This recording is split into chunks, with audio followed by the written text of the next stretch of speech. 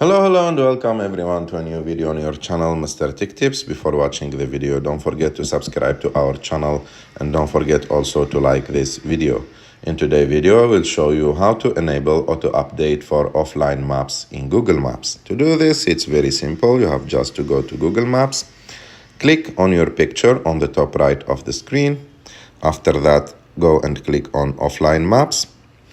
And as you can see, there is settings icon on the top right of the screen. Click on it. And as you can see, the first option is auto update offline maps. You have just to activate it. Maybe you'll find it like that deactivated.